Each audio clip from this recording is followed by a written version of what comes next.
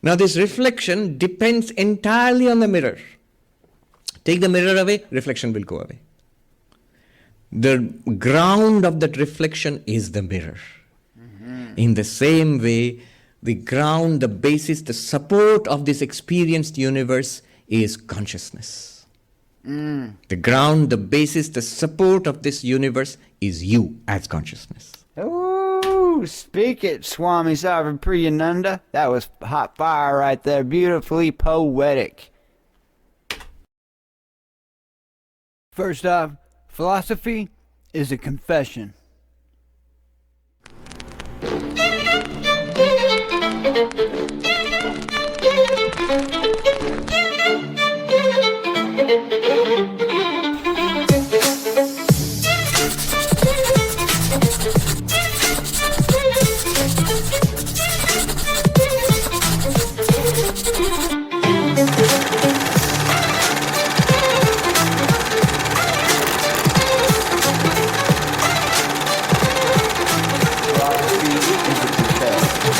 Don't love somebody that you don't like.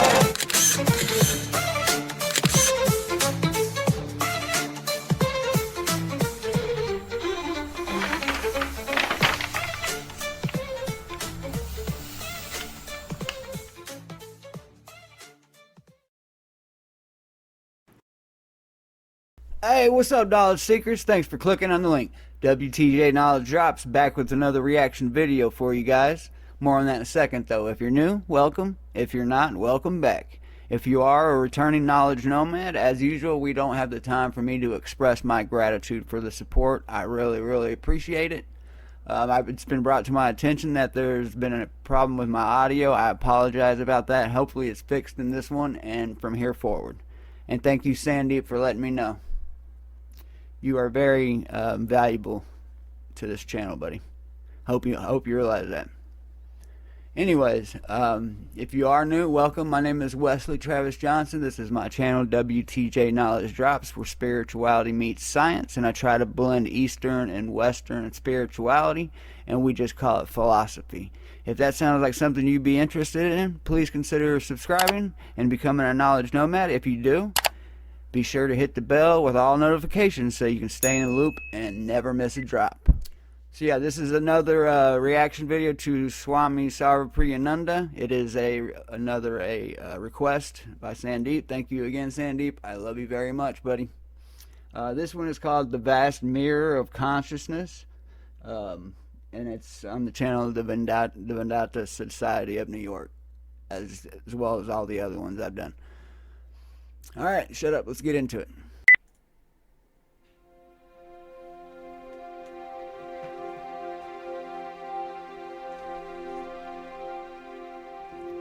Om Asato Ma Sadgamaya Tamaso Ma Jyotirgamaya Mrityurma Amritam Gamaya.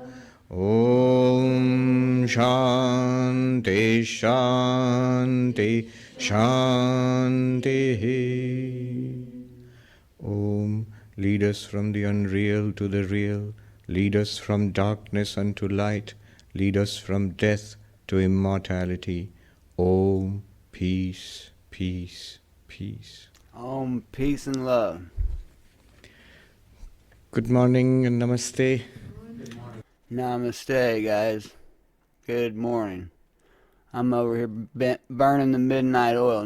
Normally I do these like before sunrise, and tonight I have to work late, and so here we are. Shut up, Wes. Yeah. Good to be back, and good to see so many brave souls on this rather cold New York morning. I saw in the news in the morning the Google. I don't know when this was recorded, but today in Austin, Texas, there was snow on the ground, and it was like in the double digit, like it was like 12 degrees or something. Insane for us Texas people. Google News, it said New York frozen.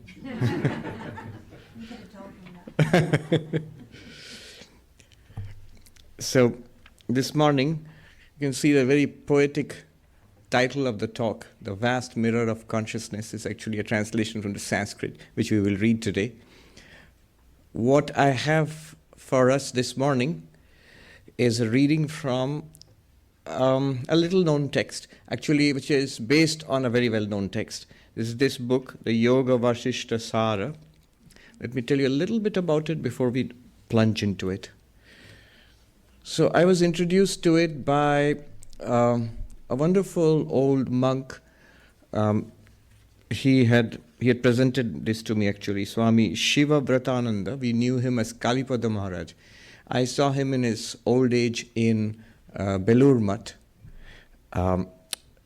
He had spent many, many years in our center in Mumbai. And then he was, in the last years, he was in Belur Mutt. Now, he was unique. Those who, if you ask any of the monks of the Ramakrishna order, especially the senior ones, they'll all tell you that he was unique in this sense.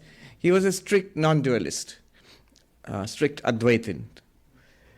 You might say, but so are you, Swami? I am not actually. I am much more run-of-the-mill.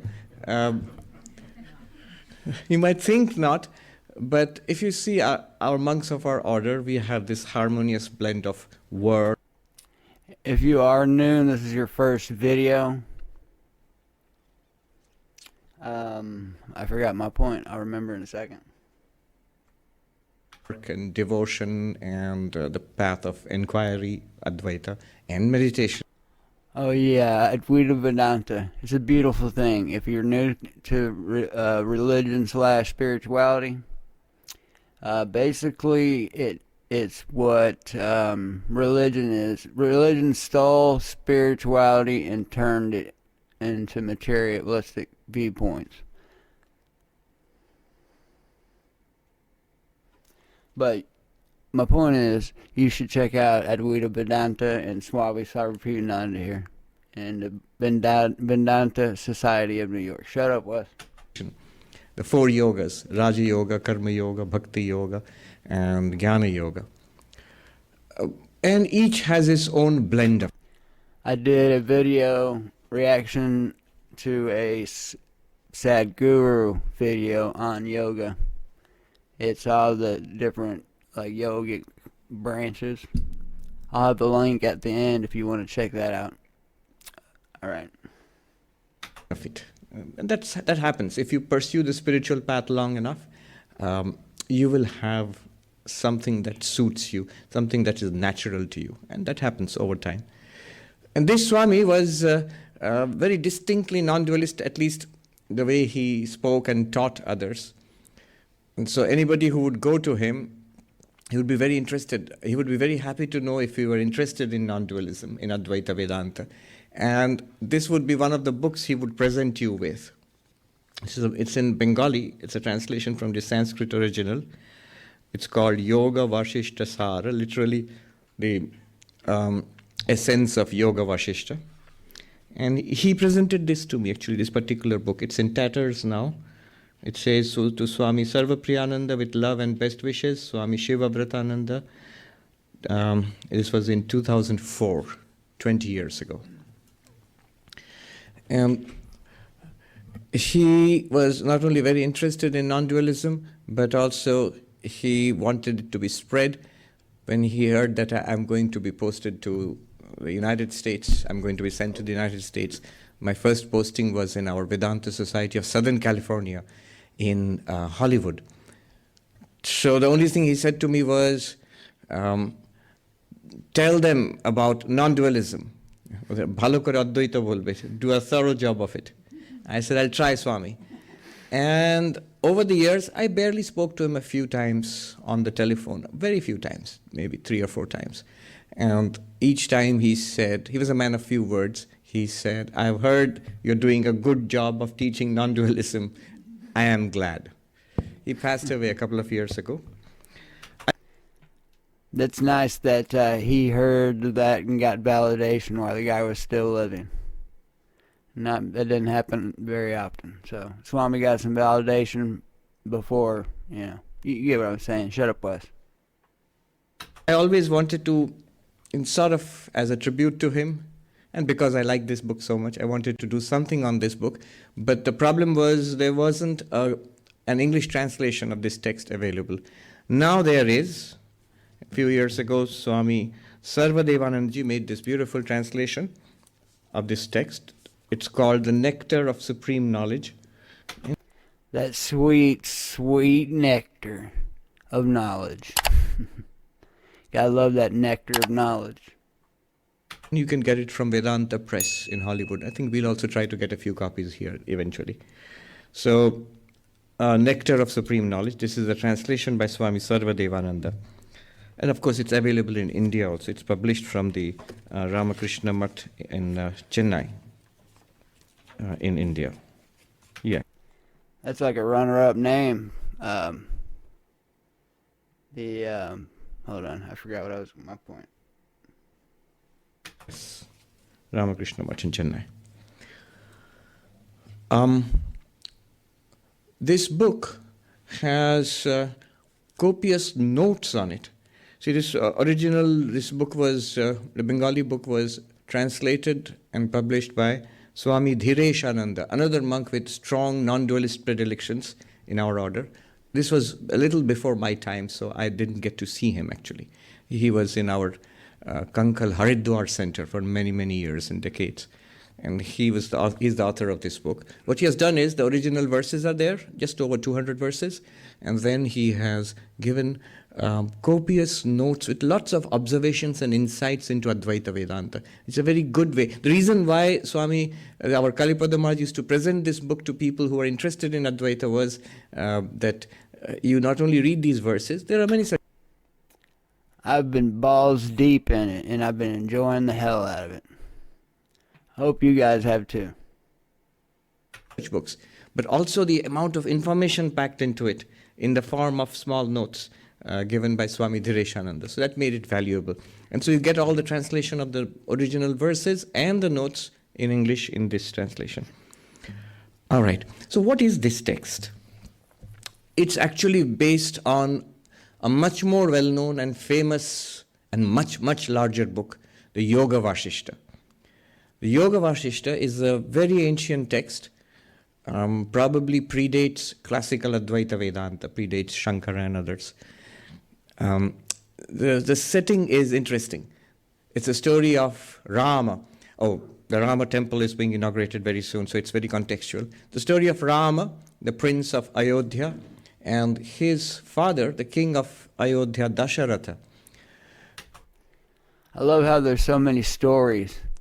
I've been going through the Katha Upanishads, and so far we've gone through 20 mantras, and so far it's been the story of the little boy, his dad, and death, and I'm enjoying the hell out of it.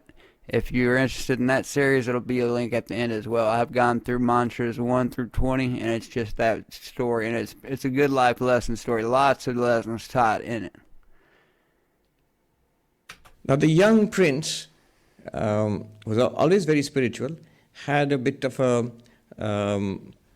premature renunciation. He decided to give up the world and become a monk. And he said, I don't want the kingdom. I don't want to be a king. I want to realize Brahman. I want to become enlightened. So I'm off to the mountains or forests or whatever. And Dasharatha, he was the king. He was worried. Do the monks really go up into the Himalayas, or however you pronounce it? Sorry. I was looking at Google Earth the other day, and it looks like what mountain range is that?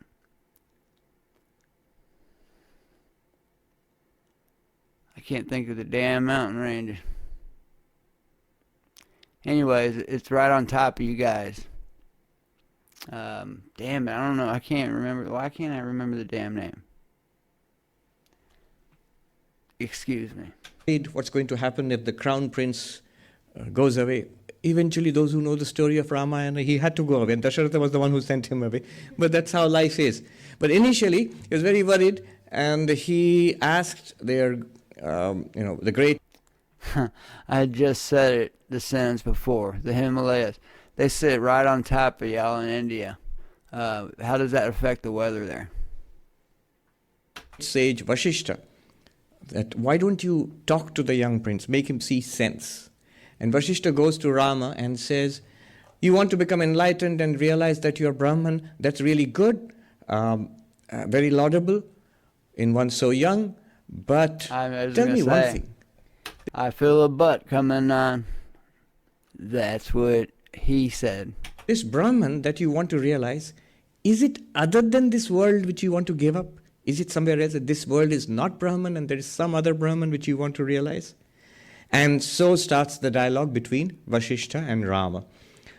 And it's a big, big book, more than 30,000 verses. Damn!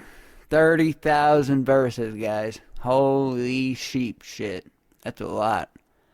There's no way I can go down that road. Not anytime soon. I think we still have 20 parts of the Katha Upanishads, and then I'm going to go down the Mandukya after that. So this text might have to be after those two. But 30,000, that's pretty deep, man.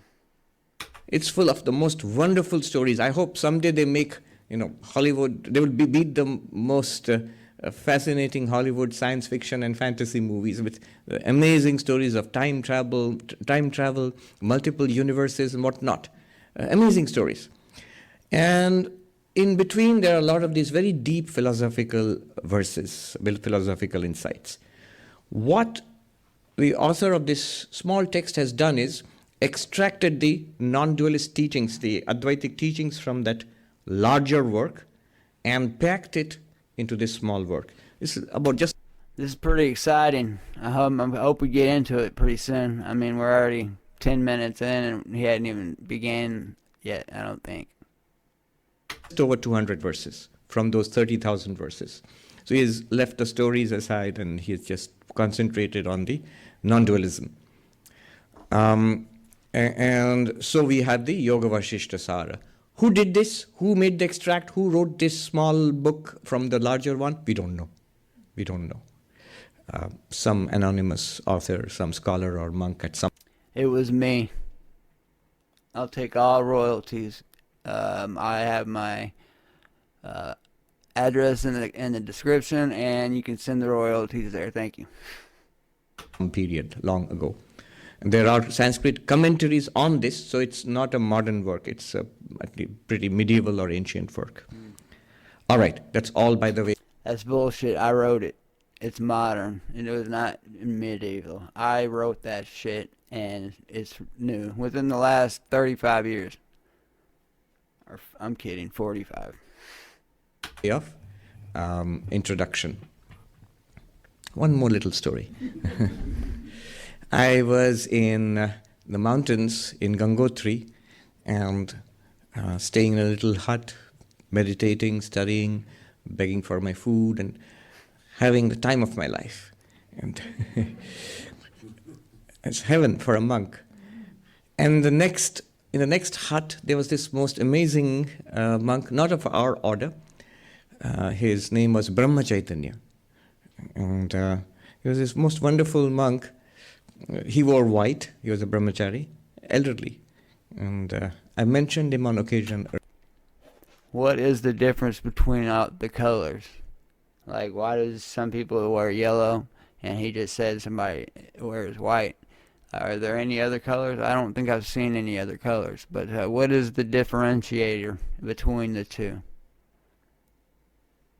Let me know in the comments. I need the engagement anyways. Go ahead and hit that like and subscribe while you're at it.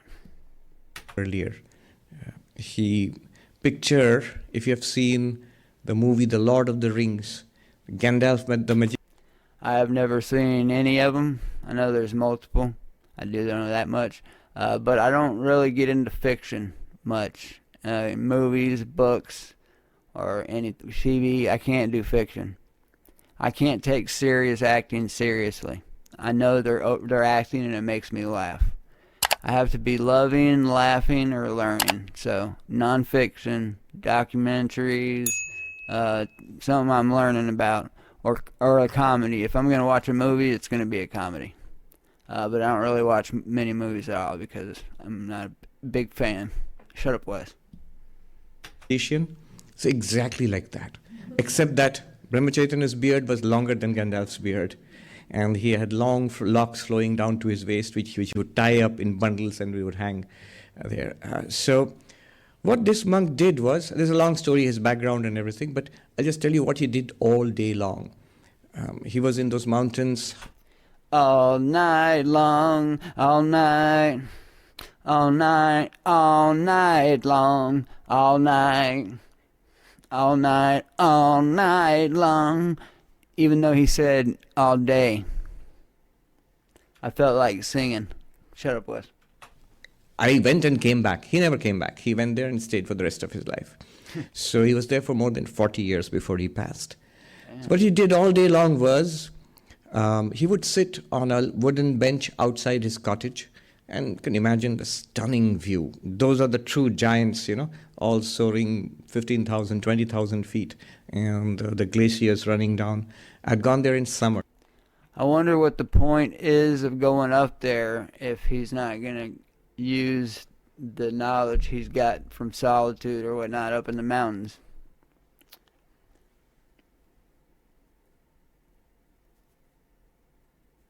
Yeah, like the guy he was just talking about. He was up there 40 years. Well, if you're going to go up there, don't you want to use the knowledge and maybe help out some other people on this planet?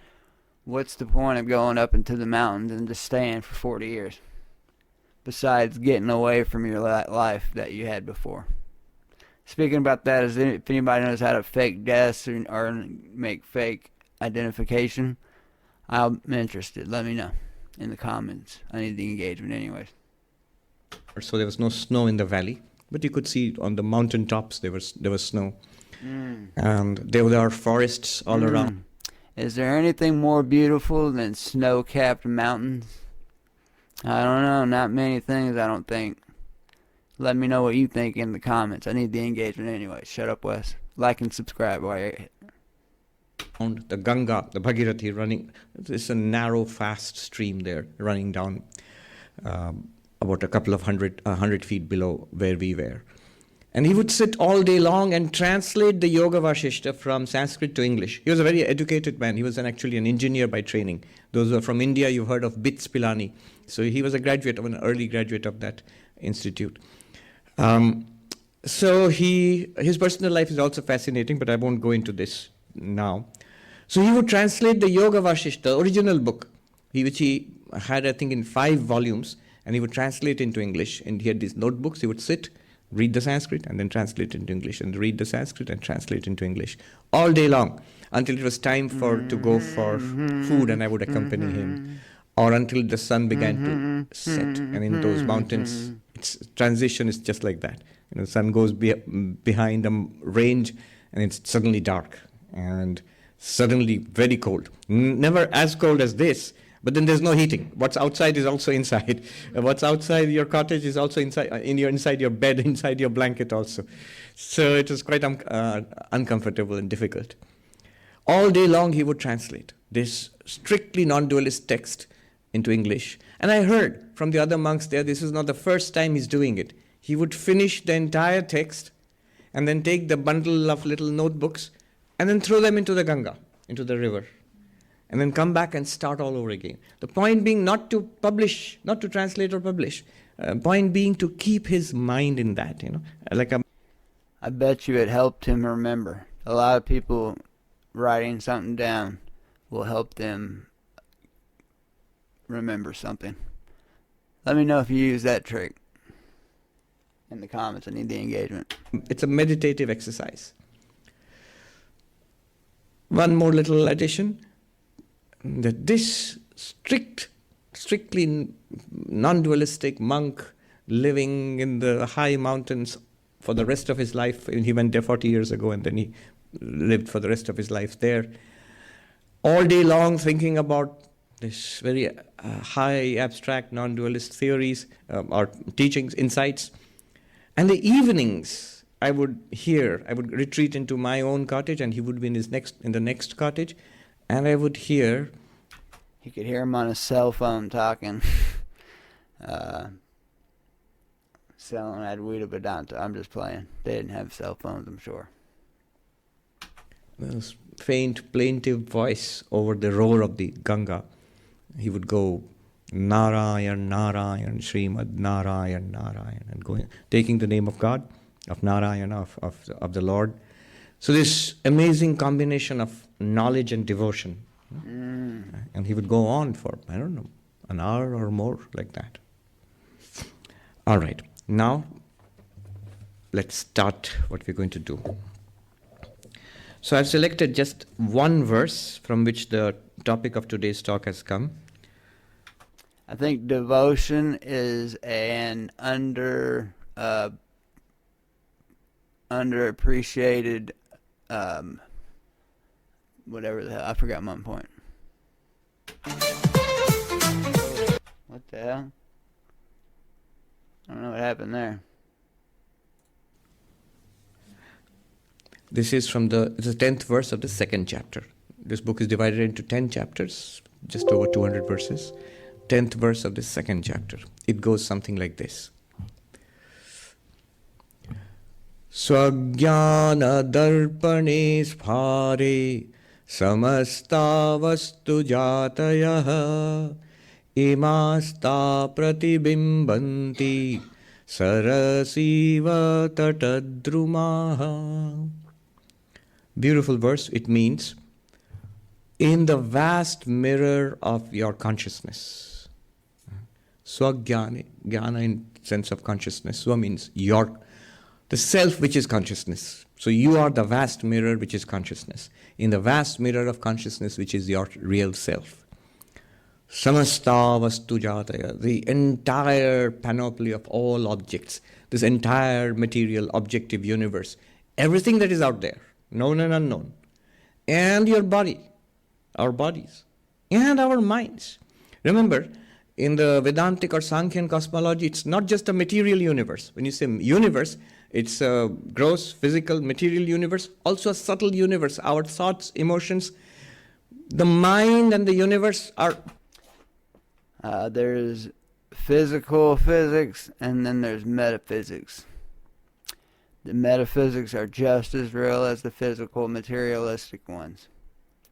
I did a video on the 10 laws of metaphysics. I'll drop a link if you want to check that out. Probably my best editing job before I started doing these reactions. I was just making edited little clip movies, or whatever you want to call them, shows. Shut up, Wes. Part of one universe. The universe has these two aspects, a physical external aspect and a subtle internal aspect, and that's also the universe. That's also the universe. So all this vast universe, external, physical, internal, mental, all of it these are reflections in the vast mirror of consciousness, which is yourself. They are reflections in you, the vast mirror of consciousness. One more example he adds, just like the trees on the shore of a great lake reflected in the lake. Ooh. Okay. Something just beat the snow-capped mountains. A lake that's still, that is reflecting the Milky Way or the trees or whatnot. That's more beautiful than snow-capped mountains, in my opinion. Which one do y'all like better? Let me know in the comments. Right off, 2 examples. One is mirror example, mirror and reflections example. The other one is trees reflected in a lake. Both are reflection examples. I think this reflection is going towards seeing yourself and everybody else, and being able to love that other person because it's you in another form, with a reflection of yourself. You got to love the people you don't like so you can love yourself properly. At the end of the day, that's what it's all about. You looking in the mirror and being able to say, I love you for everything you are. And you believe it 100%, and then you can start manifesting because you have faith, 150% faith. You can move mountains with that. Shut up, Wes. One is a mirror, one is a lake. Right off, one thing we need to be clear about and put out of our minds is the question, so there is a world and there's a mirror and the world is reflected in the mirror. I have a face and the face is reflected in the mirror. That's okay. There is a world and we experience it in consciousness. That's plain common sense. No, that's not what is meant. You forget the external world. You forget the trees on the shore of the lake. Just take the mirror. See, they didn't have computers and TVs in those days, computer screens. Otherwise, you would have given that kind of an example. All they had was mirrors and lakes. They had mirror, actually. So mirrors and lakes. So they took just the mirror. Take the mirror and the reflection in the mirror. Forget what is being reflected there. You just put it out of your mind. Not the shore or the trees. That's a way, if you're stripping it away that way, you're seeing yourself, because you're taking the materialistic, which would be the physical appearances, you're taking that away. I forgot my point again. But the trees which you see, inverted in the lake. Oh yeah. Yeah. If you take away the physical and just concentrate on the reflection, I think it can help you see yourself better and others, which leads to empathy, which leads to love, guys. Some of us have had that experience. We went to that retreat in Star Lake in New Jersey, and it's a very big, very calm lake, especially early in the morning. And it's surrounded by forests and low-lying hills. So if you look into the lake in the morning, you will see the trees all inverted in the clear water of the lake. You will see the sparkling blue sky. You might even see a bird flying through it. It's interesting. The action of the bird is clearly there. It's flying. You can see in the reflection in the lake. And the more still the water is, the more clearly you can see the flying of the bird. Ooh, so there it is. The more still you are, the better you're going to be able to see. Your visions are going to be even better. You got to be still like that lake. You can only see the reflections good enough if the water's still.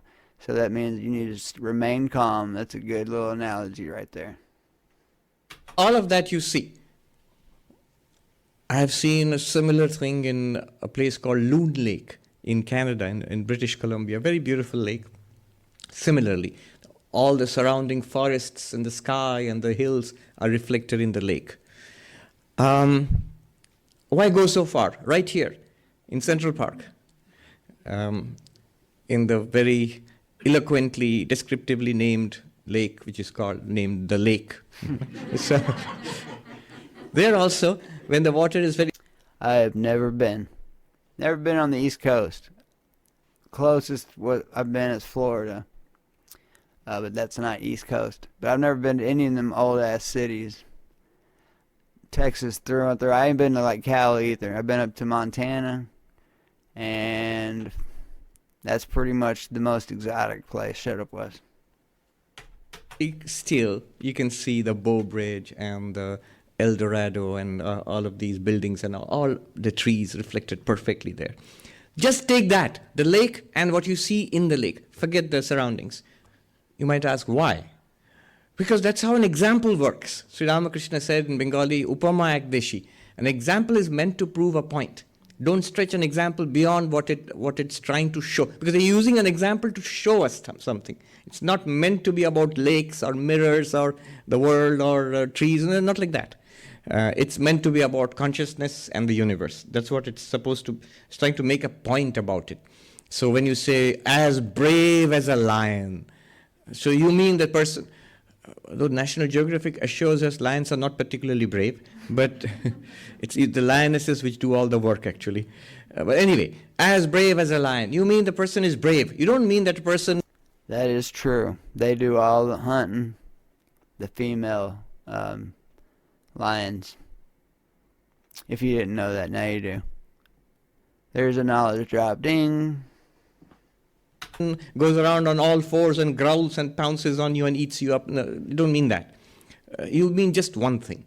So an example is meant to prove one thing, and the one thing that you need to see here is there is a mirror in which all the objects, you put it out here, you can see the streets and the building and the people and the trees and the sky. You can see everything. Turn it around, you can see your own face there. So you can see that.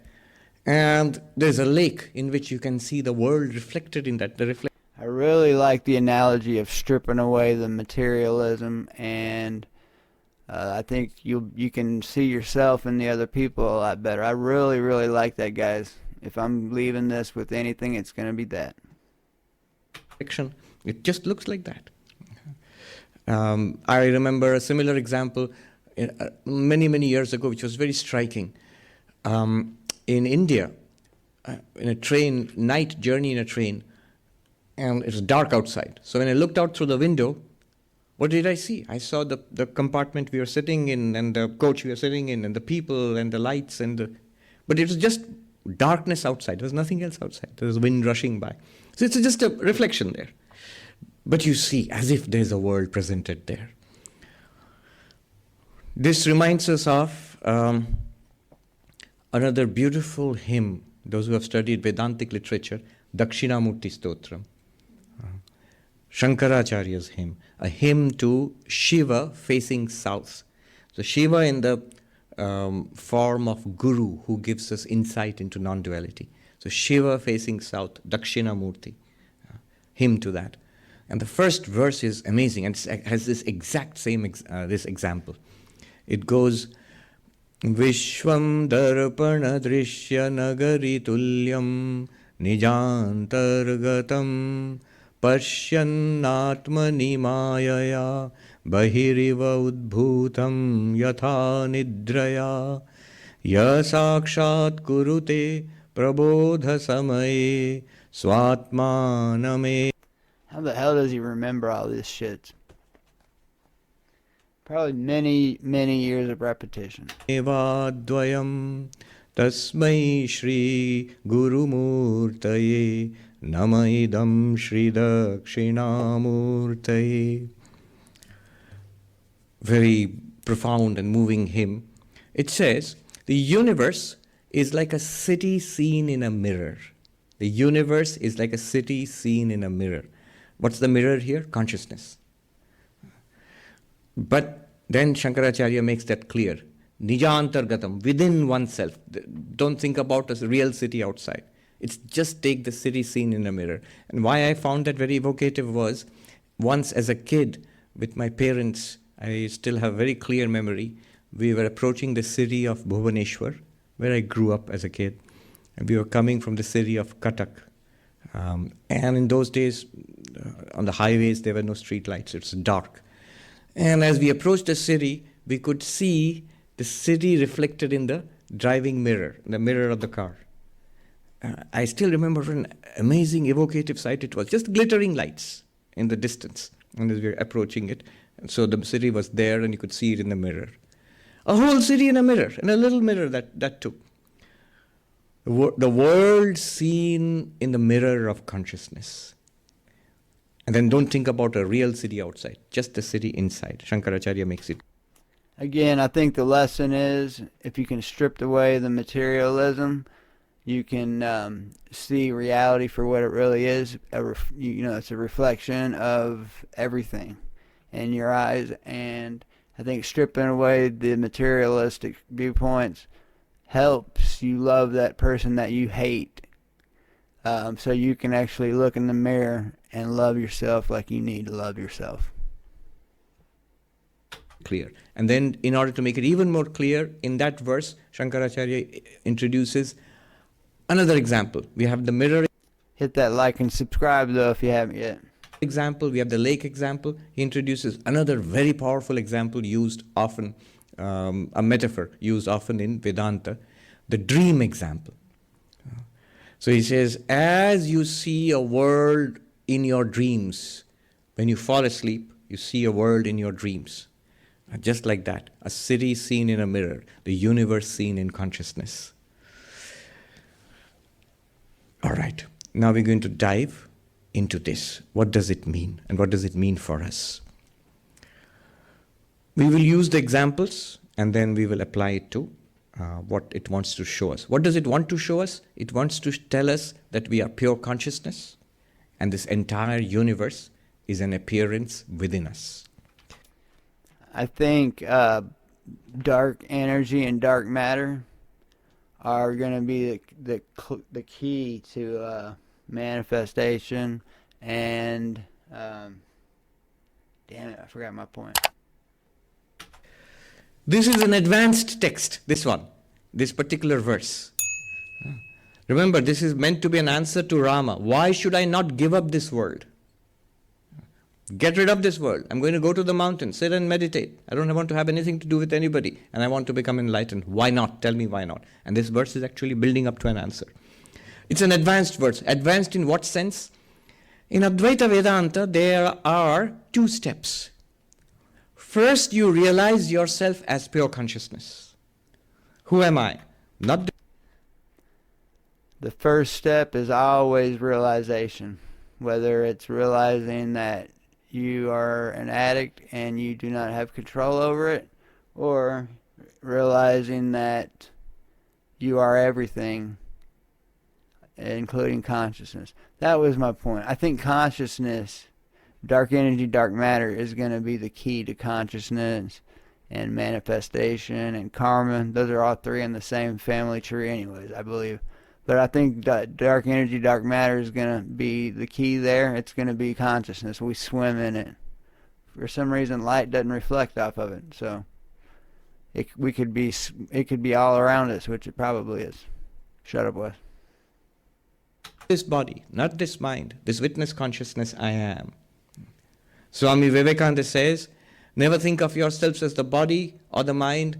Always know that you are the spirit. This is the secret. Know yourself to be the spirit, and then consider the world to be a series of paintings, like paintings on canvas. These are his words. So this is the first step, actually, in Advaita Vedanta. That technically this is called the discernment of the self from the not self. The discernment of the self from the not self. The separation of what we truly are from what we are not. Ooh-wee. How you like that, guys? That Advaita Vedanta. If you're new, how beautifully poetic was that? And this goes to the Advaitic analysis of our problem. What's our problem? And says, actually, Advaita says, you really have no problem, as you truly are. Vivekananda. We make up all our problems in our brain, worrying about the past and the future. And we have a lot more problems in our head than we do in the physical world, and it's because worry. Worry is a misuse of imagination. Use that time instead of you got to manifest. Use it to pray or to meditate or something. You got to replace something with it. They would often say to Americans here is that if only you knew yourself as you truly are, then we have no problem. But what has happened is, what we think of ourselves is a mixture of what we truly are and what we are not. And this mixture is what we consider ourselves to be. And this is the root of our problems. So Advaita Vedanta says, unless we clear up this... So you are what you are, and you are what you're not. You are everything. We're all connected. The only single thing is everything. Shout out Olam Baptiste III. Mixture. Unless we separate this, not physically, in our understanding first. Unless we have some clarity about what exactly we are, we're never going to solve the problem. So the first step is this discernment between the self and the not self. How is that accomplished? Consider the unique nature of consciousness, of awareness. I'm using the word consciousness, awareness indifferently.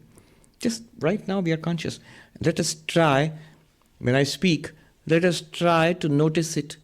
What we're going to talk about is present right here. This is one of the beauties of the Advaitic approach. If I were to give you a lecture on yogic meditation, that lecture wouldn't be yogic meditation. It would be a set of instructions, philosophies and all. Then you would have to try it out actually.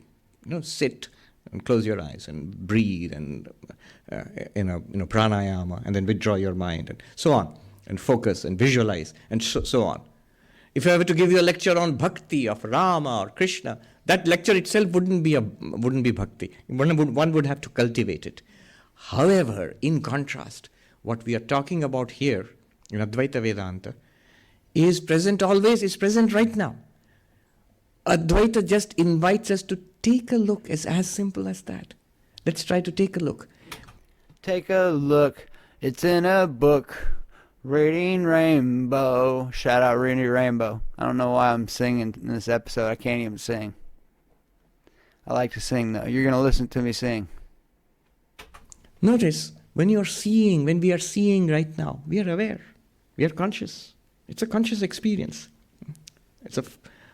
I can use many words for it. It's a conscious experience. It's happening in awareness. It's a first-person experience. It's a subjective experience. Philosophers call it qualia. You're having this first-person experience. When we see, we are aware. What we see keeps changing. You were seeing something else earlier. Now it's changed a little bit. When The only constant is change. we hear, we are aware. When we smell, taste, touch, all of that, we are aware. Seeing and smelling and tasting and touching and... Now watch out there with your hands, buddy. You're about to do some gestures that you're going to regret. Hearing, they are all very different from each other. They use different kinds of physiology, different kinds of inputs. But one thing common to all of them is awareness. And it is the same awareness. Let us take a moment to consider that, yes, the same awareness, am there when I'm seeing. I'm there when I'm hearing, and smelling and tasting and touching. Though hearing, smelling, seeing are very, very different from each other, one common factor is this awareness. Not only all sensory experiences, in the experience of the body, not only the experience of the world, not only the experience of the body, but when we close our eyes and look inside, introspect, how am I feeling? How are you feeling right now? What are you thinking of? It's also key in the physical world. Always be aware of your surroundings. I tell my son that all the time. I'm not worried about you, I'm worried about the other people.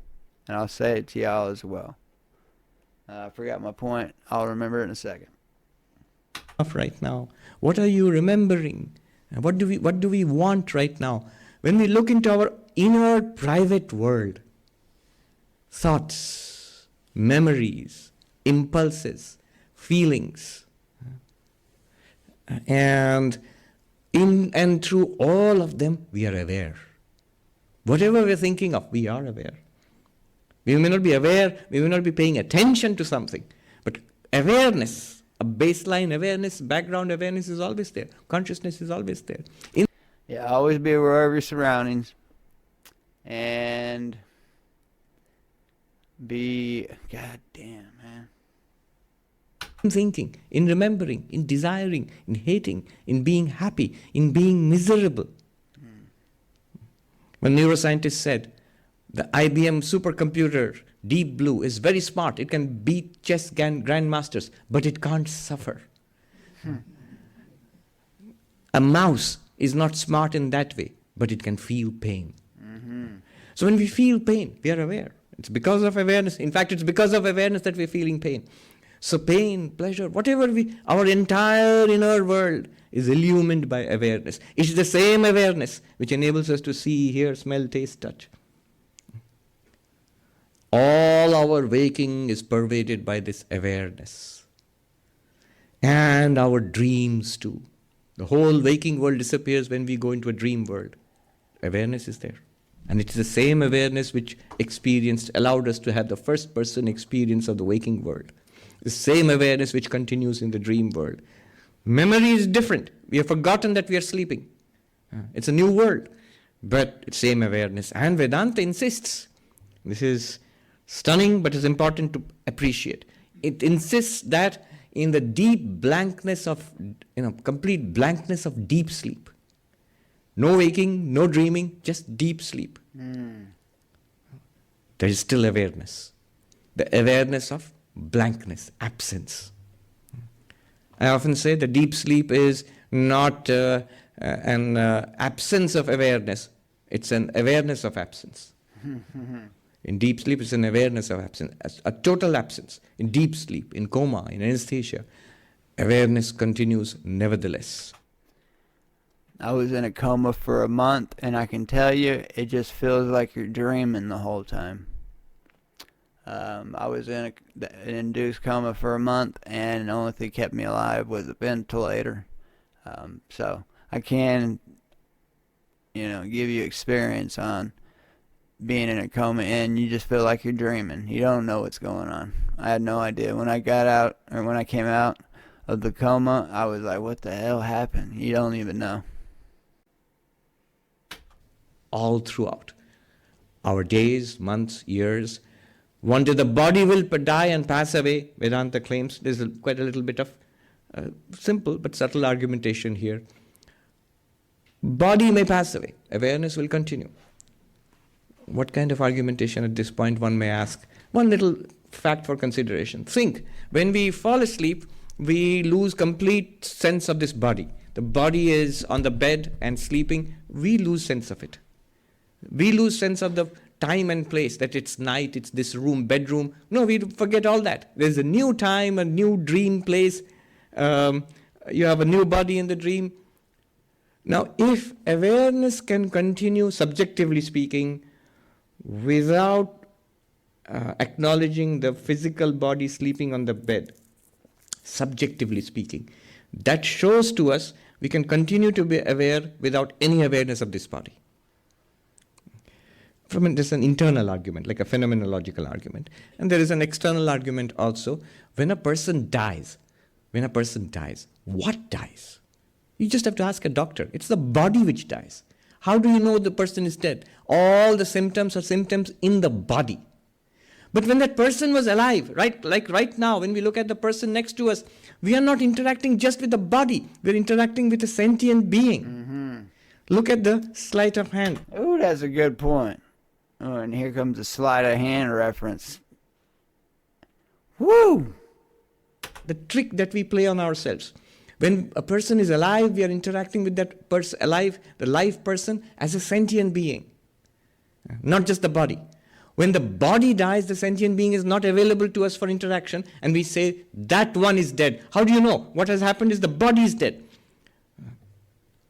This moves on the crucial assumption that the sentient being, the conscious being, is being generated by the body. So if the body is destroyed, there is no other being left. That's the assumption. But it's an assumption, and one which is seriously challenged today. You might think this is where it starts talking about the hard problem of consciousness. No, I won't. It's just that is a serious challenge. In modern consciousness studies, if you Google it, that's the hot topic now. The irreducibility of consciousness to the brain. The irreducibility even of mind to the brain. Mind and consciousness not being the same. So we are this one consciousness in our days and weeks and months, in our... I got a cool story that I heard about scientific research on prayer. If you're not new to the channel, I'm repeating this a million times, so I apologize. But if you are new, they did a scientific study. They had a spiritual teacher in an MRI machine, and then they had a patient down the hall in another MRI machine, sometimes even across the street in another building. And when the spiritual teacher started to pray, a part of his brain lit up on the MRI, and then almost instantaneously, the patient down the hall or across the street, the same area of their brain lit up almost instantaneously. So there's some scientific proof that prayer works. Also, you can look at me because I should be dead. Prayer works. Waking and dreaming and sleeping, this one luminous consciousness, everything else changes. This is one consciousness which gives us subjectivity. This is the essence of the sense of self. Mm-hmm. Sense of self is constituted by many things, memories, narrative and whatnot, but those things can change. That essential subjectivity given by consciousness does not change. And this consciousness is an impersonal consciousness. Notice, all personality comes from the body. All personality comes from our memories, our own narratives about ourselves. But the consciousness by itself is entirely impersonal. Vedanta says that is who you are. It is that consciousness. Already we see, the problems of the body-mind are in the body-mind. Consciousness itself doesn't have the problem of aging. Consciousness itself doesn't have the problem of depression or frustration. Those are in the mind and the body. So this is what is already assumed by this verse. Before this verse starts, a clarity about ourselves as consciousness. And this, not only that, this is one impersonal consciousness, Vedanta would claim it is the same consciousness in all of us. It is the same consciousness in all of us. Bodies are different, our minds and personalities are different. Do you think consciousness is created inside of our heads, or do you believe we pick it up as like a signal, like as Wi-Fi? I think we definitely receive it as a signal, but I think it's dark matter. As persons we are different, but as the witness consciousness we are dark same. Energy. Same, not of the same type. In philosophy there's a difference between type token. So not of the same type. We are literally the same consciousness. There's only one consciousness. In 13th chapter in Gita, Krishna says there's one consciousness in all bodies. It's only and one, minds. guys. One knower of the field. Oh, in yeah, all getting fields. crazy And up I in am the that. north. That's the idea of Chill God in out. Vedanta. The one consciousness shining through all bodies and minds. We are that one consciousness. Someone would say, so are you saying we are God? Mm-hmm. Vedanta implies that, yes. Yes, you are God. It could be a shocker, but you do make up the God. It's the God is us as a collective, I believe. We all put in an effort and make up a God, all of us. So you are a God. That means you can create whatever you want. Your life is a palette. You're the artist. You create. Shout out to the Toltecs, Don Miguel Ruiz Jr. They're all about that. Mastery of Love and Mastery of Self. 2 good books. Go get them. Essentially. And this was the non-dual insight of mystics in every religion. Not only Vedanta, in Kashmiri Shaivism, in Christian mysticism. Meister Eckhart says, the ground of my soul and the ground of God are one and the same ground. This, we are talking about that ground, that ultimate ground. Mm-hmm. Somebody from the United Kingdom sent me a cup. Yes, a cup, and I want to thank her. She sent me a very nice letter along with it. She heard one of these talks and about, am I God? And so the cup says, OMG, I am G. Very good. I want one of those cups. I might add it to my merch. I'll just steal the idea. I am not going to do that, guys. And a smiley face there. And a smiley face which says, OMG, I am G. Yes, in that sense. Not in the sense of, I am the creator of the universe, I'm omniscient, omnipotent, omnipresent. No, that would be megalomania. In the sense of being pure awareness. The essence of what we are and sense of what is God is the same essence. That's the meaning of that thou art, Tattvamasi. All of this. I did a reaction video to that thou art as well, if you're new. I'll leave a link in the at the end. You'll be able to go through all the reaction videos. Shut up, Wes. It is assumed. That's why I'm saying this is an advanced text. This was a preliminary foundational work. Now the next step, what this verse answers, the vast mirror of consciousness. What is it trying to answer? The question it tries to answer is this. All right, you are consciousness, and it doesn't take too much of thinking to come to that position. Many philosophers have come to that position. The really tricky question is, all right, I am the witness consciousness, I am aware of the world, I am aware of the body, I am aware of the mind.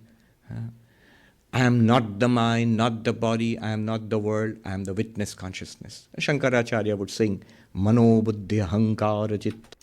You are the reflection. I am not mind, I am not intellect, I am not memory, I am not even the ego, I am not the body made of 5 elements. Then what am I? Chidananda Rupa, Shivoham, Shivoham. I am of the nature of bliss, consciousness, I am Shiva, I am Shiva. Fine, we'll grant you that. But now the crucial question, what is the relationship between this witness consciousness which you are? Right now, you are. We're not talking about something esoteric. We're not talking about something after death or after some spiritual experience. It's right now. It's this very consciousness with which we are living our lives. It is very consciousness with which we love and hate and fight wars and be cruel to each other and be spiritual and philosophical and artistic. All of that. We are doing that with that same consciousness right here, right now. So what is the relationship between this consciousness and everything else you have rejected? You said, I am the witness of the world, I am not the world, I am not this body, I am not the thoughts and the emotions and the memories. They are all witnessed objects. I am the pure subject. They are objects, I am the consciousness therefore, thereof. What is the relationship between you and this universe? So are you separate? Are you one? Are you what? And this is an important question. Both separate and in some ways, one. even a materialist scientist would not seriously dispute what we are saying. He would just say you're giving a subjective perspective. But the scientist's major comeback would be, the materialist's major comeback would be, look, I really don't want to dispute you on this, that you feel that you're consciousness, you're the witness. Good, we will give you that. But what I want to say is, this wonderful consciousness of yours is nothing but a byproduct of material processes going on in the brain. When the brain is dead and gone, you are dead and gone. Kaput, finished. There's nothing left over.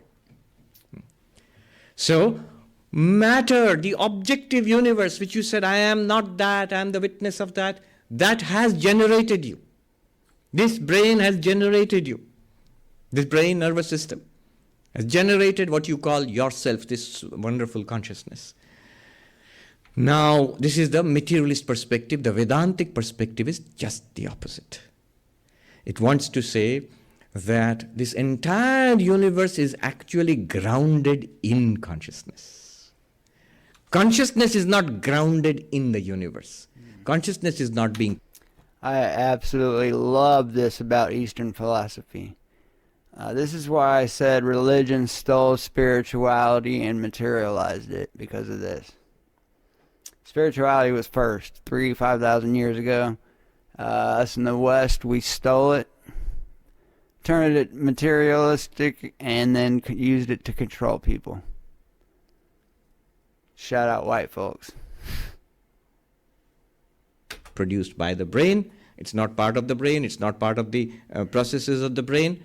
It's related. There's some correlation, but it's not causation. It's not produced by the brain. And this is where the hard problem of consciousness, the irreducibility of mind to the brain, all of these come in. Now we will bring into play the examples. The mirror, the vast mirror of consciousness, mirror and reflections. You put a mirror here, you will see the entire hall and all the people, everybody reflected in the mirror. The lake and the trees and the sky and birds reflected in the lake. We'll bring it into play here. Notice one thing. First, the mirror is the ground, the basis, the support of all these reflections.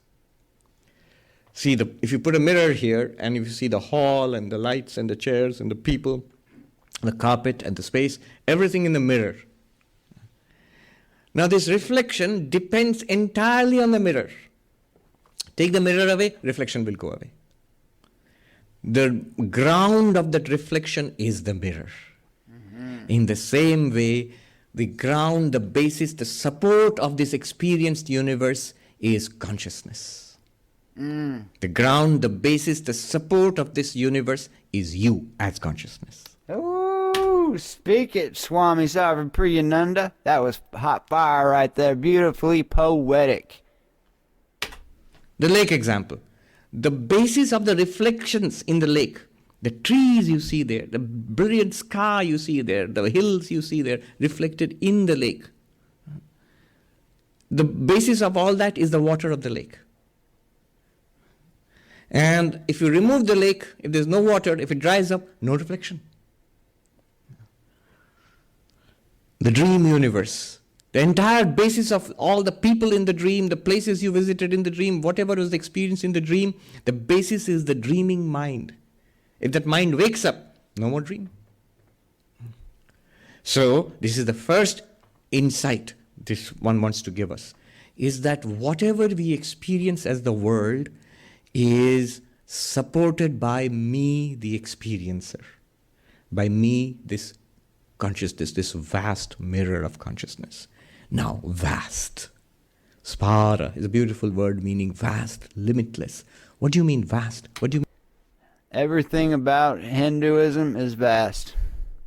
If you're new. If you're not new, I'm repeating myself again, but I like to describe Hinduism as you sitting in an inner tube in the middle of the Pacific Ocean, and everywhere you look around you, the vastness is Hinduism. That's where you're at, in the middle of the Pacific Ocean, surrounded by it all, and you can go in any direction that you like, and there's a path for you, personally. Doesn't matter what path you're on, there's a path for you.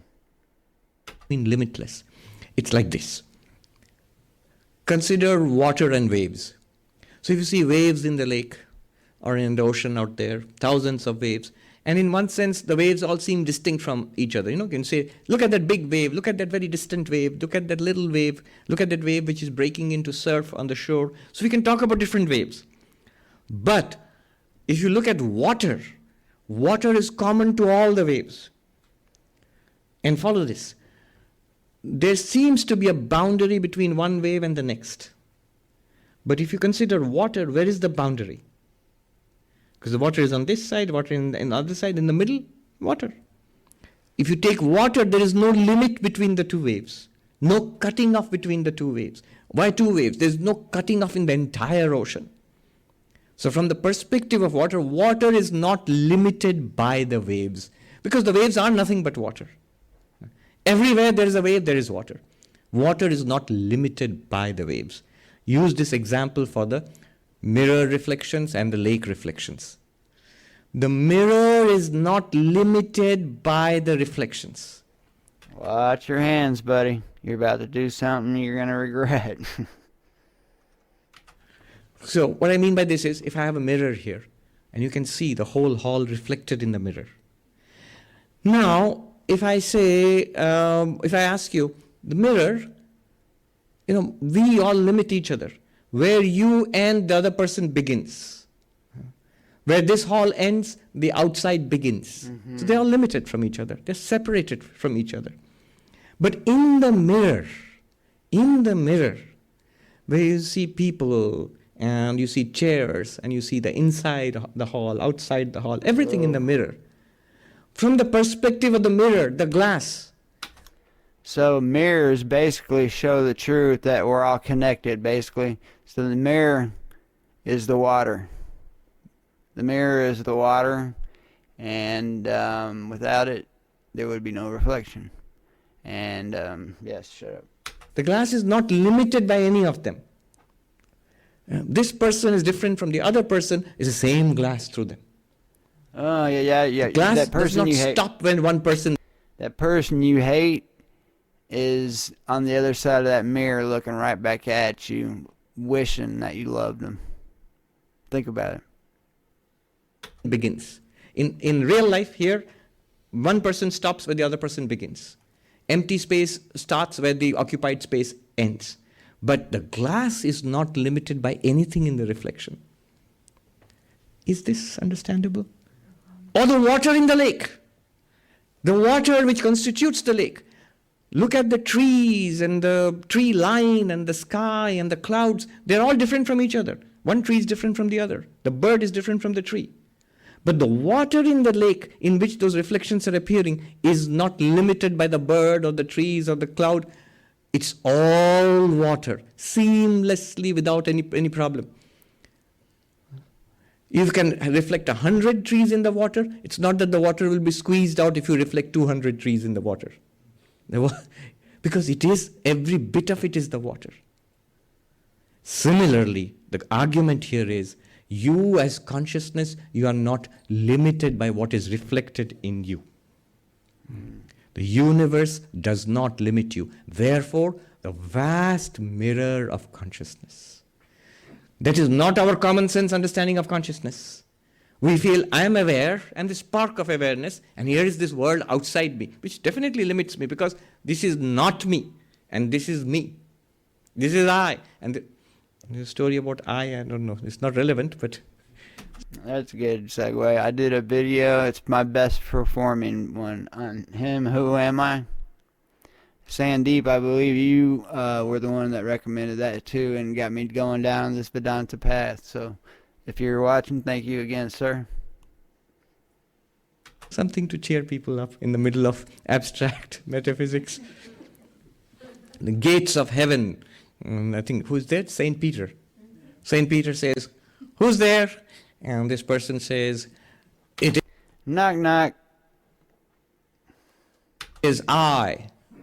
And everybody was saying, it's me. It is I. And Saint Peter says, oh good, another English teacher.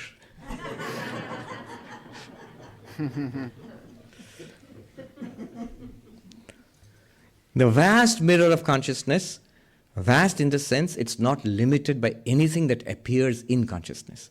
In life here, we seem to be different from each other. Is it getting a little warm, tad warm in here? Hell Could no, switch on the fans for a Swami. short while. It's in the teens here. It's not warm at all. I'm waiting to go to bed, crawl under my covers. TMI. Shut up, Wes. No? Some of you seem to be... that fan there. Yes. Just for a short while. If you start feeling cold, we can switch it off again. Because people looking a little not so conscious anymore. So, this is the first thing to realize, that the mirror is the basis, the support of the reflections. And the mirror is not limited by the reflections. The water is the basis, the support of all the trees and everything reflected in the water. Similarly, you, the consciousness, you are the basis, the support of this universe. We are not a tiny little thing separated from the universe, observing, like peeping and observing into the universe. No, the entire universe is appearing in us. You are the basis of this universe. Let's go a little deeper. Notice another thing about the reflections in the mirror and the reflections in the lake. In the mirror, when you see people and streets and cars and trees, there really aren't people and streets and cars and trees. It's just glass. It's just a mirror. Really, it's a mirror. It looks like people. It looks like, and they do people things, cars do car things, and streets do street things. One of our Swamis, Ashokanandaji, once he was giving a talk. This universe, it's consciousness acting as a table, consciousness acting as a chair. And somebody said, if it's really consciousness, why don't they move a little bit? That would be bad acting.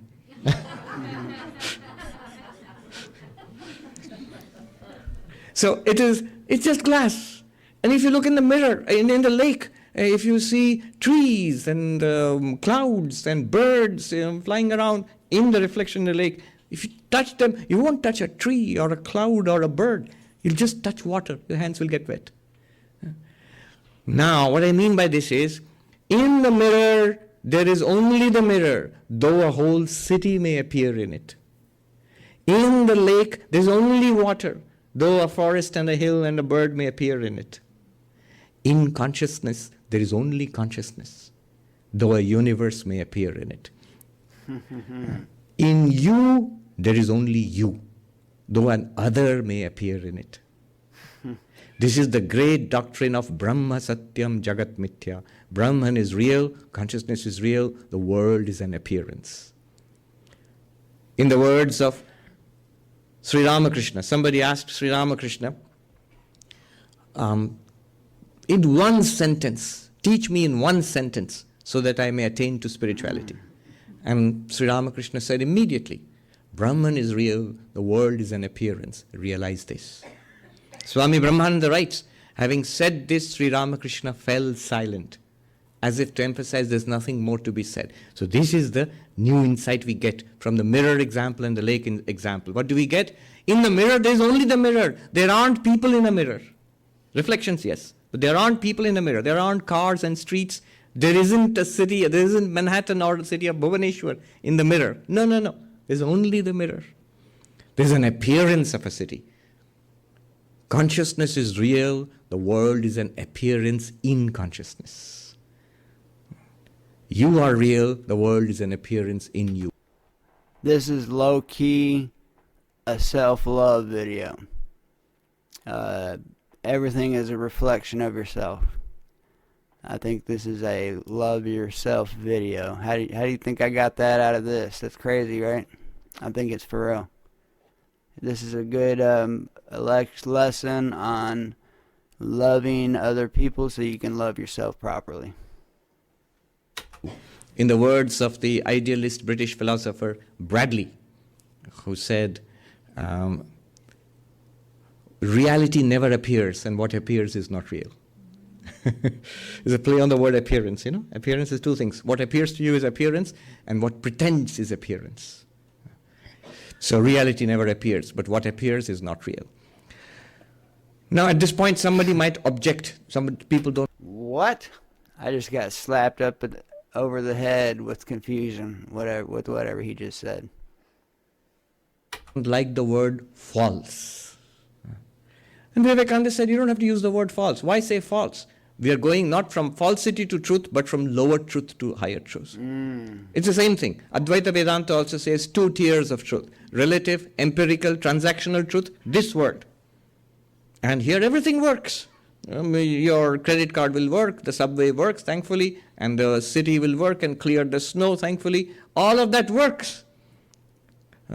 So you call it transactional truth, relative truth, empirical truth. But what Advaita says is there is a higher truth. And that's true of the mirror example also. In a mirror example also you will see cars driving around, people talking and all of that, although there are no people, no cars, nothing. So the higher truth is that it's a mirror. And the transactional truth is things are happening. Why this lower truth to higher truth language is important, is because if you just say false, mithya, false, you're calling into question all human pursuits. You get, although Advaita Vedanta does not mean it that way, but still you get a feeling of saying, so Advaita says science is false and art is false and religion, even Advaita Vedanta is false. So all of that is falsity, we are immersed in falsity. Advaita Vedanta says, no, we can change the language. We can be more politically correct and say it's lower truth. And there's a higher truth. What does that mean? It means, lower truth means false actually. But anyway, just to keep you happy, we'll say it's lower truth. But it's important in the sense, Advaita has no problem with science or politics or conventional religion or morality, no. That's another reason why I love it. Religion claims to take everybody in, but, I mean, let's be honest, they all judge. I feel like this spirituality aspect here is where it's really at. This is the part that was stolen by religion. All of those things are important. At their level of truth, they work. And it's important. Nagarjuna, nearly 2,000 years ago, one of the greatest Indian philosophers, he says in his Mula Madhyamaka Karika, the Buddha taught 2 truths, the ultimate truth and the relative truth. Dve satye, he says, satyam paramarthikam, satyam cha samrittim cha. The paramarthik absolute truth and the relative truth. And then he goes on to say, samrittim anashritya paramartham nadhigamyate. No one attains to the ultimate truth without taking the help of relative truth. So, ultimate truth, yes, it's there, pure consciousness, and it's you. But you need a little bit of help in the relative truth, which is like coming to the Vedanta Society on a cold morning and listening to a Vedanta talk. All of it is relative truth, and within brackets false. But we need this scaffolding to show us what we truly are. So this is the deeper insight. What was the first insight? Consciousness, mirror, lake is the basis of the reflection. Consciousness is the basis of the universe. And remember in that lake analogy, the more still it is, the better the reflection of yourself that you can see yourself and others. Ground of the universe. Second, it is the ground which is real. What is supported by the ground is not real. It's not like this table supporting a book. The book is also real, the table is also real. Not like that. It's more like a mirror and a reflection, lake and a reflection, dream and its contents. Like that. So, Brahma Satyam, Jagat Mithya. The Brahman consciousness is real, the world is false. World is an appearance in consciousness. What about me? Am I real or false? Well, we told you, you are consciousness, you are real. You are the reality itself. further, go deeper. Take at this point, take That's what she said. a look at the implications of what we have just been saying. This is where you can cash it in and enjoy the benefits of it. This implies freedom. Falsity cannot impact reality. Shankaracharya says, all the water in a mirage is not enough to wet one grain of sand in the desert. Whatever this world can offer, whatever it can tempt you with and whatever it can terrify you with, it cannot add or take away one bit from you. Because it doesn't exist. Just like the previous thing he said. I forgot already.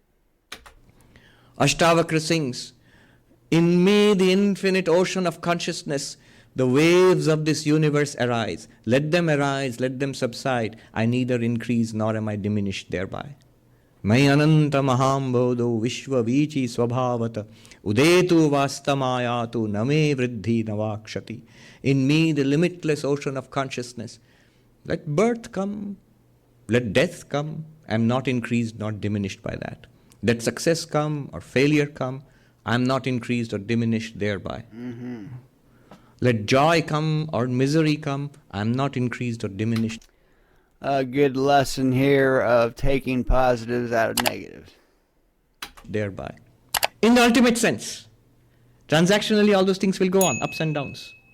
In the ultimate sense, I am not diminished or increased by nothing this world will do can add one bit to you. Even Vedanta, what can it add to you with all this? Nothing. It can only show you what you already are. It didn't do one bit to you. The ultimate truth is you, your real nature. It's you. Woo! All it can do is show you who you really are. And you are that person that you looking at and that you have all those bad feelings for. Shut up, Wes. You already. So you realize that Vedanta shows you this. What's the effect? What are the consequences? In that case, nothing that happens in this world, nothing that happens in the reflection can affect the mirror. There may be, take the mirror there in the lake is frozen there. Mirror doesn't become cold. If there's a fiery explosion, the mirror doesn't burn up. The reflection, if you can see the reflection in the mirror doesn't burn up. It's still there. Whatever is reflected, the reflection cannot affect the mirror. The world does not affect the vast mirror of consciousness. This is freedom. This is mukti, moksha, nirvana. While experiencing the world with its display of the world is there. Summer has gone and now winter has come. You, the consciousness in which this is appearing, is exactly the same. You were neither very hot in summer nor very cold in winter. Consciousness is free. Childhood, middle age, old age, body. I see the tree reflected in full bloom in the water. When you see the water, the glorious display of the tree. When you see there, if you go to pluck one flower, you will not get anything. Water only. And the same tree in winter is a mass of sticks. All leaves have fallen. If you go to touch that and feel bad for that reflection, no, it's the same water. Youth has gone away. Old age will come. There will be wrinkles and the body will slow down. Why? Even the mind may slow down as the brain slows down. You are absolutely fine. And not as a matter of rhetoric, not as a matter of positive thinking. As a fact, you have to see this is also appearing in the vast lake of consciousness, which everybody is. We are that same one vast lake of consciousness. You are free of the I'm over here skinny dipping. Who's with me? It's probably not the right thing to say because my community is 95% dudes. So I'm sure none of y'all want. Well, maybe. I don't know. Shut it, Wes. travails of the body. You are free of the travails of the mind. The mind may kick up a storm. Unhappiness, depression, restlessness. In the midst of the stormiest thing going on, so you can reflect it in the mirror. The mirror is not stormy. The mirror is perfectly all right. And so are you. If you are struggling with any type of vicious cycle, whether it's depression or self-harm, self-hate, anything like that, anxious, I forgot my point. Hold on. I'll remember in a second. The dream example which Shankaracharya speaks about in the Dakshinamurti Stotra. What happens when we snap out of a nightmare and we say, oh, thank God it was a dream. Nothing bad has happened. The waker is not affected by what happens in the dream. You, that vast mirror of consciousness, which we are, is not affected. One day this might sound a little morbid. One day the body will go for all of us, sooner or later. That day, I'm being sort of tongue-in-cheek, look back and say, hey, that Swami guy was right. I'm still there. No big deal. Yeah. This is freedom. Freedom not by running away from this world and then sitting safely in a quiet Himalayan mountain, which I did. Not in that sense. But freedom right here in the midst of everything. Because this is a reflection in the mirror that you are, the mirror of consciousness. This is a reflection in the vast lake which you are. This is a dream in the dreamer that you are. It does not affect you in the deep sense. It will affect the body. It will even sometimes affect the mind. But if you strongly assert this knowledge in the mind at least will be safe from the travails of this. And to some extent the body also will benefit from the peace in the mind. I have seen this demonstrated again and again. It's not mere theory. It's direct experience, and I've seen monks, not just monks, devotees who have practiced this, and they don't have to practice it in this way. Some have practiced it in a devotional way, a complete surrender to God. What is God? It's this vast mirror of consciousness as if seen from the outside. Vivekananda says, this, your real nature, as if seen from the outside is what religions call God. But if you have that, the guts and the chutzpah to go ahead and say, OMG, I am G, then this is directly available to all of us. And we see at least from that perspective, it is all right. From a very deep perspective, existentially we have no problems. This is called mukti. This is called freedom. In the most restless mind, the most peaceful mind, same vast mirror of consciousness. The most depressed mind, the pain of depression and unhappiness, the most relaxed and cheerful mind, same vast mirror of consciousness. If I were not the same vast mirror of consciousness, even the experience of depression would not have been possible. If I were That means you can tap into other people's energy flow. If you are feeling depressed, oh, that was my point. Okay, everything is a cycle if you allow it. So if you're going through any type of vicious cycle, you have to put active pressure against that cycle or it will come back. Everything is a cycle if you allow it. It's the default setting. So if you're struggling with anything like that, do something about it. You got to be actively preventing it or it will come back. Trust me, I'm an addict, or I was at one point. not the same vast mirror of consciousness, even the cheerful, happy-go-lucky life wouldn't have been possible. I am that. Aham Brahmasmi, I am consciousness. One more point, and then I'll be done. We have to go even further. So these are the benefits which you enjoy. Take a look at the benefits. Take a look at yourself as the vast mirror of consciousness and notice everything that we experience in life is an appearance in this vast mirror of consciousness. And then look at the benefits. From the perspective of yourself as the vast mirror of consciousness, what problem do you have? Pain is in the body. Mm-hmm. Unhappiness in the mind. Mm-hmm. One monk told me a very wise thing. How do you apply Vedanta? He said, don't misplace things, O monk. Put things where they belong. In Hindi he said, Jo jahan ka cheez hai, usko wahin rehne do Mahatma ji. If there is pain, don't take it upon yourself. Don't say, oh, I am in so much pain. I am not in pain. I am the vast mirror of consciousness in which pain is being experienced. It's an appearance, which is literally true. Literally true. That's the actual accurate description. Is there pain by itself? Is there even I by myself and my pain by myself? No, it's all in consciousness. And that consciousness was never in pain. Pain. How can consciousness have pain? Consciousness can illumine the pain in the body. Desire and frustration. You can only have pain because of consciousness. if there wasn't consciousness, there would be no pain. So, no pain, no gain. I know that's 100% fact, for sure. In the vast mirror of consciousness, this wave of desire arose, and it was not fulfilled. There is a consequence reaction of frustration or anger or unhappiness. I am the same tranquil mirror of consciousness. Think about it this way. Forget the world for a moment. Drive away all worldly thoughts, all concern about the world, the people, about ourselves, about our own lives.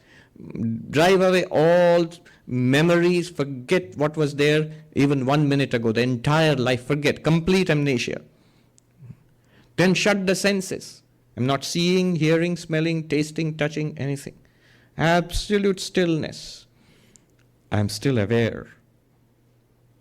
And that awareness by itself, what does it need? Nothing. Without asking the mind, without asking memories, without asking the world, what does consciousness need? Nothing. It needs you to spread the word of love. What is consciousness afraid of? Without looking at the world, the mind, memory, senses, what is consciousness by itself afraid of? Nothing. What does it desire? Nothing. What are you waiting for as consciousness? Nothing. What problem do you have as consciousness? Nothing. Are you bored? No. No. Interesting. Pretty simple. So, and this is just a thought experiment. Mm-hmm. But when you actually look and stay with it, you'll begin to see it's a fact, not a thought experiment. Mm-hmm. Beyond all thought, illumining all thoughts is that one consciousness. All right, one more last point, but it's a very important point. I'll say that and wrap up. Shankaracharya makes it in his Dakshinamurti Stotram. Yas sakshat kurute prabodha samaye swatmanamevadvayam. Who, you remember the man who was sleeping and dreaming. Now at the time of waking up, this one realizes the self as non-dual. We are coming to non-duality now. The self as non-dual. What does it mean? Imagine what happens when we wake up. When we wake up from a dream, we realize, oh, first of all, it was a dream. This is real. We sit up in the bed and think that. And then whatever we saw in the dream, whoever we saw in the dream, do they constitute an other to me, the dreamer? Are they countably? Suppose I saw 100 people in the dream. When I wake up, what do I say? Were there 100 people, I and 100 others? 100? Those people are like the bird that flies over the lake. Other thing, what was it? It was, damn it. 101? He said, no. In all my dreams, there was only one. What about all the other people? What about all the other things you saw, places you visited? They were not countable others apart from myself. I eat a cookie and I like it. In my dream, I eat 3 more. Do I wake up and say, oh, I've got to watch my sugar. I ate 4 cookies. We don't say that. We don't count the 3 dream cookies. So what we saw in the dream is not counted. Everything in the dream is not a countable second. There's only one without a second, the dreamer, you the dreamer. So the dream, the contents of the dream are non-dual with respect to you. They are not a second. You see in what sense they're non-dual? They are you. Everything and everybody in the dream was you, in fact. You means you, the dreamer, yes. The one who woke up. Similarly, everything reflected in the mirror. Are there really countably many, many people, cars, streets, birds, trees in the reflection in the mirror? Not at all. There's only a mirror. Only one thing, the mirror. So the mirror is non-dual. The city seen in the mirror is non-dual with respect to the mirror. There's no second thing there. Advaitam. Similarly in the lake, there aren't 100 trees and a mountain and birds. No. There's only one water, and that water is non-dual with respect to what was reflected in it. Because you can't deny it was a reflection. You saw something there. That's what you saw is not a second. It is that one thing appearing as an other. Similarly, in consciousness, in the vast mirror of consciousness, the entire universe appears, but as non-dual, not really as a second. There is nobody here who is not you. Nobody.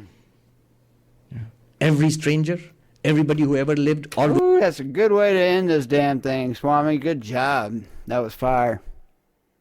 will live, who is living now, every human being, every plant, animal, every sentient being, every non-sentient being. And remember the very simple incident of the Holy Mother, Sharada Devi, in her simple village abode in Jairambati, in the small village in Bengal. And this lady was sweeping the village courtyard. And having swept it, she tossed the broomstick away. And the mother rushed in and said, "What is this, my dear? Don't do that. Even that broomstick has its own dignity and its place." And she carefully lifted it and put it in its place. The very last thing she said before her passing, she said to the women who were attending to her in her last hours, she said, "The world is your own. There is no one here who is an other. Learn to make the world your own. Do not look upon the faults of others. If you must, look upon your own faults. If you must find fault, look upon your own faults. Because no one is an other. Make the world your own." Advaitam, non-dual. They are not a second apart from you. The mirror, the reflections are not a second apart from the mirror. They are the mirror. Though they appear to be houses and people and things like that. Similarly, this world, other people, they seem to be other, but they are that same one vast mirror of consciousness, appearing as this person and that person and so on. Let me repeat that beautiful verse. In the vast mirror of consciousness, the entire range of objects in this universe appears as reflections, just like trees reflected, the trees on the shore reflected in a great lake. Swajnana darpane sphare samasta vastu jataya imasta pratibimbanti sarasiva tatadrume. I'm reminded of a line from a poem by Aurobindo, who wrote about his enlightenment, the eternal self, in a little poem. He says, what was it like? He says, "It's the world drowned in an immortal gaze." That's a good way of putting it. That's a wordsmith right there, ladies and gentlemen.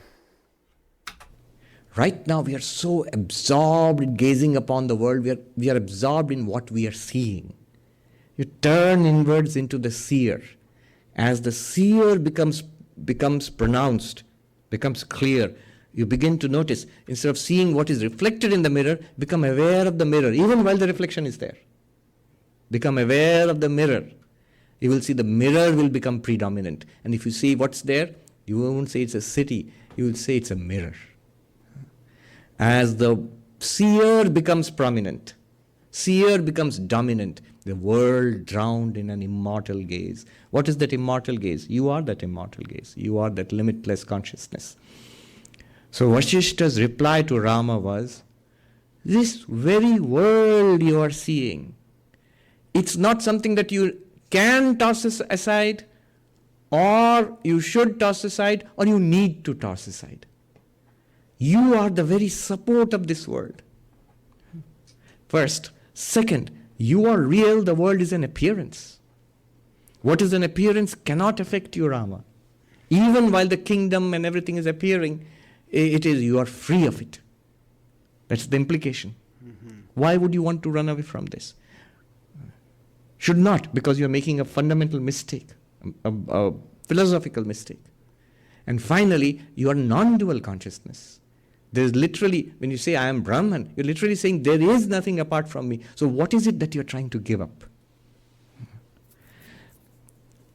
In the midst of the world, you are limitless consciousness. When the world disappears, as it will, every night it disappears, you are limitless consciousness. Not one bit better or worse. You're absolutely fine. The world disappears.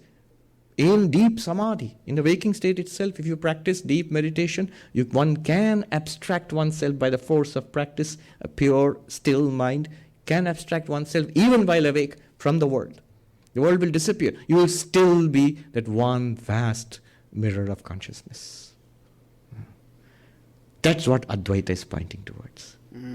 I pray to Sri Ramakrishna, Ma Sharada, Swami Vivekananda to shower their blessings on us so that we may come to see sometime in this life, as soon as possible, at least before bodily death, this vast mirror of consciousness, and realize that it is one, non-dual, the ground of this universe, ever free of suffering, and then our lives will be a blessing to ourselves and blessing to others.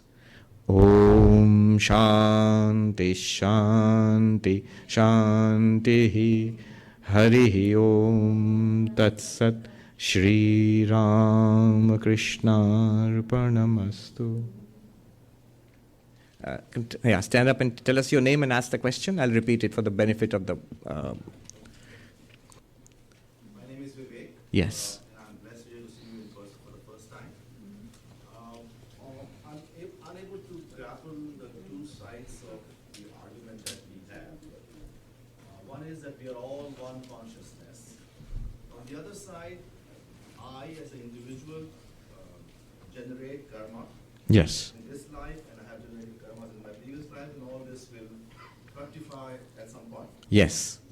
So how do I connect the two of one being one True. consciousness among all of us and this individual guy who's generating karma?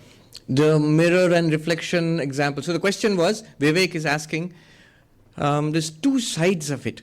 Yes, we are one limitless consciousness, but I'm also this individual guy, Vivek, who has had a past life and has past karmas which are fructifying in this life, and whatever I'm doing in this life will give results in a future life.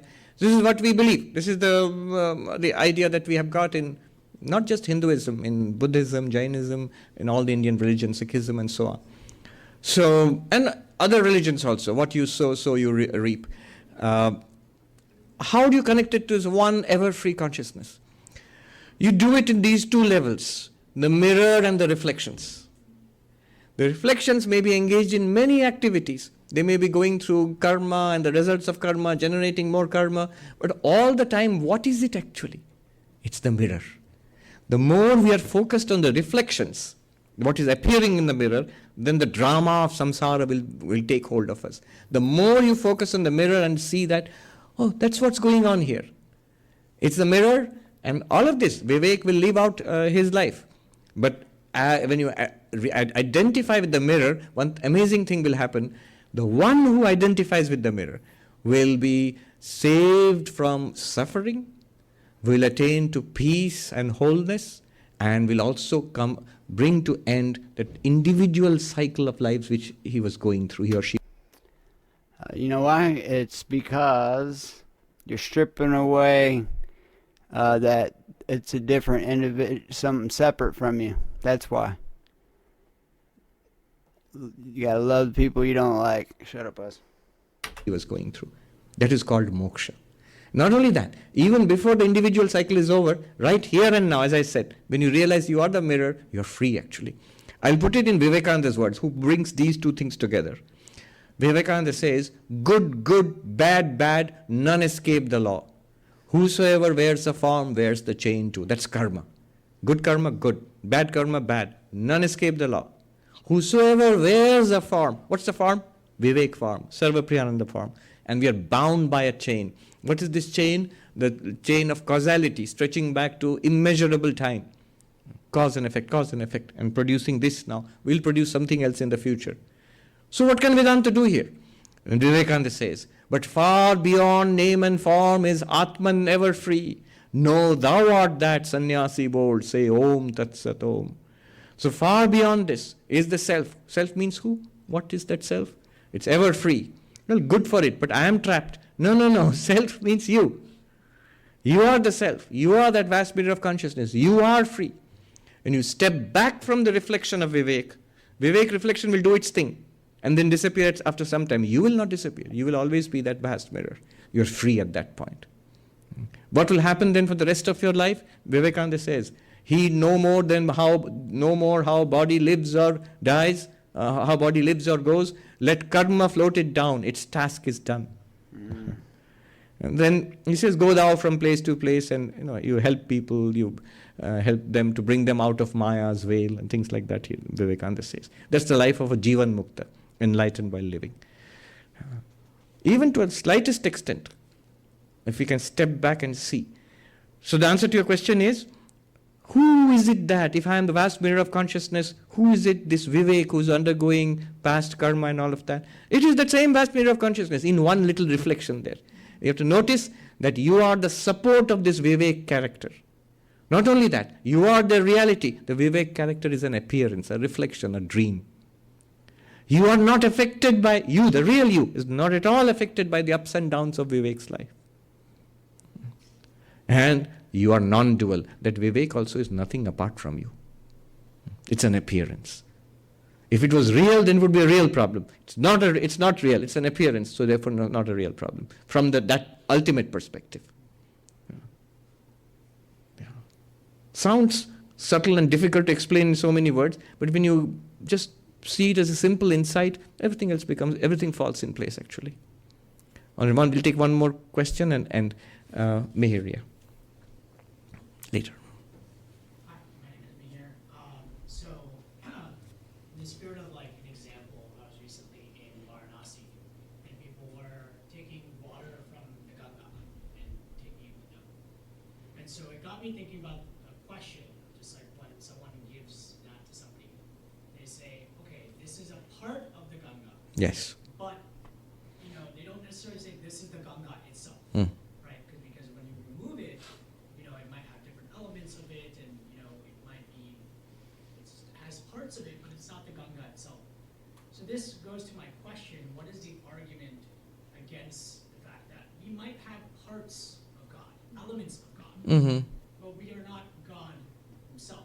Yeah. Or even to take it a little bit further, in Christianity, they say, God made man in the image of Himself. In the image of Himself, But, yeah.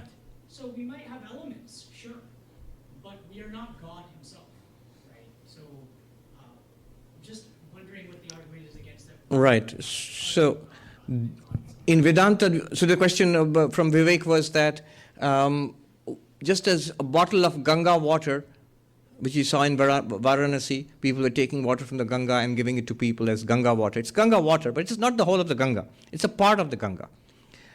Now, in the same way, we might have a divine element in ourselves. And most religions would say that. But that doesn't mean we're literally God. And there's nothing but God. All right. Now, these are different schools in Vedanta. What you are suggesting are two different schools of Vedanta. One is called Vishishtadvaita. Vishishtadvaita means qualified monism. So this whole universe is one divinity. But that doesn't mean that there are not parts. So just as in this body, there are parts. There are hands and feet and the head, and they're all different from each other. And they're really different from each other. But there's an organic unity, which is the body. So we have a part-whole relationship. So why can't we be parts of God and not all of God? The answer to this question from an Advaitic perspective is that God doesn't have parts. Pure being, a pure consciousness is indivisible. That's an Advaita, and there's a lot of argumentation for that. Why it has to be indivisible. It doesn't have components. Then how do you handle this tremendous diversity? Well, appearance, reality and appearance.